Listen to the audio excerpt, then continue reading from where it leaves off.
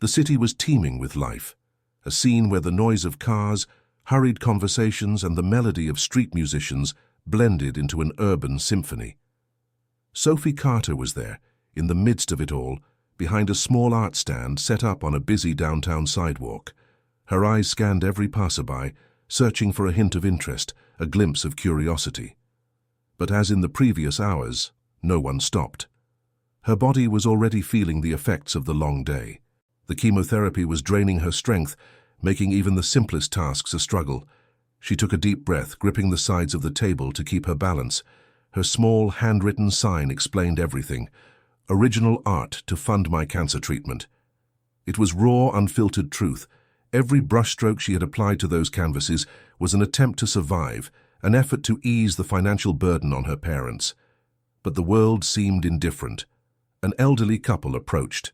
The woman with neatly arranged grey hair examined one of her paintings, a desert sky painted in shades of purple and gold. "This one is beautiful," the lady murmured, softly running her fingers along the edge of the canvas. Sophie held her breath. "How much is it?" $80, she replied hesitantly. The woman looked at her husband, who nodded without hesitation. "We'll take it." The words sounded like a miracle. Sophie blinked, stunned, before taking the paper bag and carefully wrapping the painting. When she received the money, a lump formed in her throat. Her first sale. The couple walked away, but the feeling of victory remained. It wasn't just about the money, it was about being seen, recognized. Perhaps, just perhaps, there was hope. Hours passed and people continued to walk by without noticing her little corner of the world. Some cast pitying glances at the sign. Others simply moved on, oblivious to what lay before them. "Poor thing," murmured a woman in a floral dress as she read the sign. "You must be so brave." Sophie forced a smile and nodded, but inside the word felt wrong. Brave? No. She was merely trying to survive. Then came another kind of visitor. A man in a leather jacket with sunglasses perched atop his head approached and looked at the paintings with a sneer. "No one really buys real art these days, girl," he said, shaking his head. "You should sell prints or, I don't know, try TikTok." Sophie's hands clenched into fists, but she remained calm. "I don't need your advice. I just need to keep fighting." The man chuckled softly, shrugged, and disappeared into the crowd. On the fourth day, Sophie was exhausted. Her body begged for rest, but she couldn't stop. She had sold only 3 paintings. It wasn't enough. And then something unexpected happened. A young journalist carrying a notebook and a press badge stopped in front of the stand. "Did you paint all of these?" she asked, her eyes sparkling with curiosity. "Yes," Sophie replied hesitantly. "I run a small art blog. May I take some photos?" Sophie nodded, surprised. The woman pulled out her cell phone and snapped pictures of the canvases, the sign explaining her story, and then asked the question Sophie hadn't expected. "What's your story?" She hesitated. But something in the reporter's sincerity encouraged her. Then Sophie told her about the diagnosis, about the mounting medical bills, about the need to find a way to keep fighting without financially wrecking her family. The journalist took notes with a thoughtful look and an understanding smile. "People need to hear this," she said, tucking away her notebook. The next day, Sophie didn't expect much, but when she arrived at her stand, something was different. People were stopping. They weren't just looking, they were buying. One woman bought 2 paintings in a row. A young couple debated which one to take home. By noon, Sophie had sold more works than in the previous 4 days combined. Her phone buzzed. It was a message from her best friend, Lucas. "Check this out." Sophie clicked the link and her heart raced. Fighting for art, fighting for life, the teenager painting her way to chemotherapy. The article was there, and at the end, thousands of shares. But she still didn't know how big this would become. The afternoon was waning when he appeared. The energy around her shifted even before Sophie saw him, a calm presence, a quiet amid the chaos. He stood there studying her paintings unhurried. Sophie looked up. An older man wearing a cowboy hat and a worn leather jacket was scrutinizing every detail of her art. She frowned. "Is something catching your interest?" The man smiled slightly. Depends. What's the story behind this one?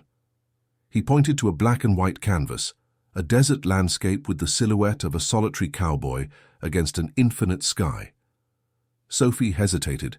Most people asked the price, not the story. I paint because I need to, she finally replied. It's the only thing I can still control. The man nodded. I'll take this one.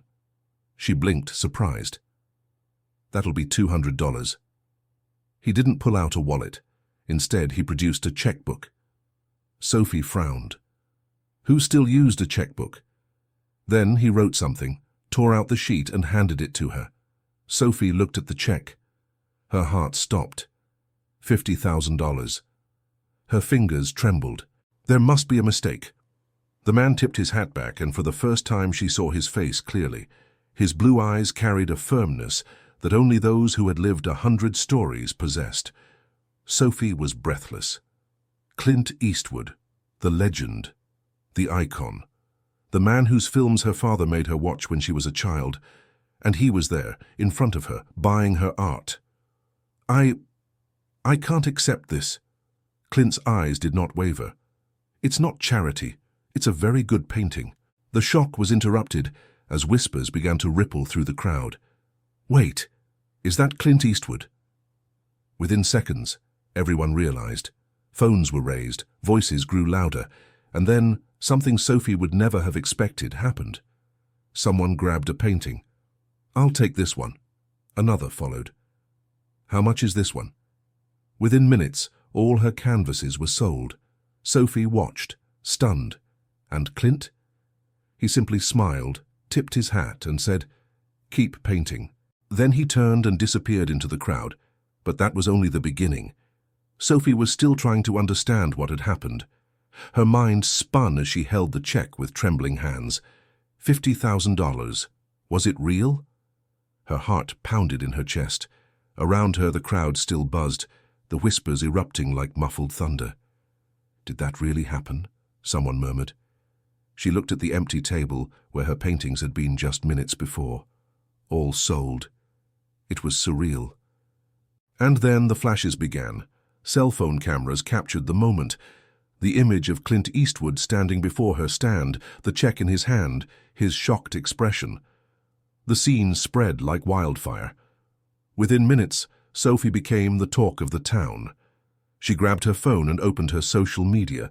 Her profile, which once had only a few followers, was exploding. The article about her story was already one of the most read of the day. The video of Clint handing over the check had thousands of views and counting, but she still wasn't prepared for what would come next. The next morning, her phone wouldn't stop ringing. Messages, notifications, calls. Lucas, her best friend, was the first to call. "Sophie, you're everywhere," he exclaimed, out of breath. "Instagram, Twitter, even on TV." "What?" She opened one of the links he had sent. Her name was splashed across the headlines. Clint Eastwood buys painting from young artist for $50,000. Fighting cancer, teen's life transformed by incredibly gesture from Hollywood legend. A story of resilience. How a young woman is painting her way to recovery. Sophie covered her mouth with her hand, trying to contain the avalanche of emotions. Her email inbox was flooded. People wanted to buy her works. Others offered donations. Journalists sought interviews. An art gallery in New York even sent a proposal to exhibit her paintings. Her heart raced. This was really happening. The following days were a whirlwind. Her stand, which had once gone unnoticed, now attracted dozens of people every day. Fans of Clint Eastwood wanted to see where it all happened. Art lovers were eager to buy her canvases. Reporters tried to capture every detail. Sophie was overwhelmed, but also exhilarated. For the first time since her diagnosis, she felt that her life wasn't completely out of control. And then came the moment she had been waiting for months. The hospital. She entered the clinic, tightly holding her mother's hand. Her father walked beside them, his eyes filled with emotion. At the reception desk, Sophie pulled an envelope from her pocket. "I'm here to pay for my last round of chemotherapy." The receptionist looked at the check and widened her eyes. "My God, you're the girl from the story." Sophie smiled, feeling tears well up. "I guess I am." With one swift motion, she handed over the money. paying every cent of the treatment. Leaving there, she felt the weight on her shoulders vanish. She was no longer just a patient trying to survive. She was an artist, a fighter, but the story was far from over. Sophie's life changed forever. After the treatment was paid for, opportunities began to arise from every direction. Her story went viral in a way she never imagined. Major newspapers started covering the event. Reporters clamored for exclusive interviews, art galleries reached out, and even companies sent sponsorship proposals. One evening, while browsing her emails, one caught her attention. The subject line read, "Invitation to exhibit in New York." Her heart nearly stopped. The owner of a prestigious art gallery was offering her a space to exhibit her paintings in one of the most important shows of the year. Her work would be displayed alongside renowned artists. She read the email 3 times, unable to believe it. It was real. Sophie accepted the proposal without hesitation. In the following weeks, she worked non-stop. She created new paintings, explored different techniques, and poured every piece of her soul onto the canvases. Her energy was still limited by her treatment, but now she had a greater reason to continue. She had a future. When the day of the exhibition arrived, Sophie found herself facing something she could have never imagined. The hall was filled with people admiring her works. Clients discussed her pieces, critics analyzed the details of her brushstrokes, and, most amazingly, her paintings were selling for thousands of dollars. She walked through the venue, trying to absorb every moment. Then she heard someone calling her name. She turned and saw a man standing beside one of her works, Clint Eastwood. She blinked, surprised. He was there. "It looks like you kept painting," he said with a smile. Sophie smiled back, feeling tears welling in her eyes. "It was what you told me to do." Clint examined the painting next to them. It was a special piece, a reinterpretation of the first canvas he had bought from her, but now with more depth, more emotion. "I like this one," he said, placing his hands in his pockets, "but the first one is still my favorite." Sophie laughed. "I could never top that." He pulled an envelope from his pocket and handed it to her. "Read this when you're alone." She took the envelope hesitantly but nodded. Hours later, back at home, Sophie sat on her bed and opened the letter. Inside was a handwritten note. "Sophie, art is so much more than just paint and canvas. It's the way we face the world, how we transform pain into something beautiful. You have done this better than most people ever could in a lifetime. Never stop telling your story. Clint." Sophie closed her eyes, pressing the note against her chest. She knew her journey was only just beginning, but in that moment, for the first time in a long while, she was sure of one thing: her future was bright. And it all began with a brush, a canvas, and a man who believed in her. Sophie closed her eyes, pressing the note against her chest. She knew her journey was only just beginning, but in that moment, for the first time in a long while, she was sure of one thing: her future was bright. And it all began with a brush, a canvas, and a man who believed in her. If this story moved you, imagine how many other incredible ones we can tell. Subscribe to the channel right now so you won't miss any of these inspiring stories. And if you want to see another even more unbelievable story, just click the video appearing on your screen now. I'm sure you won't regret it.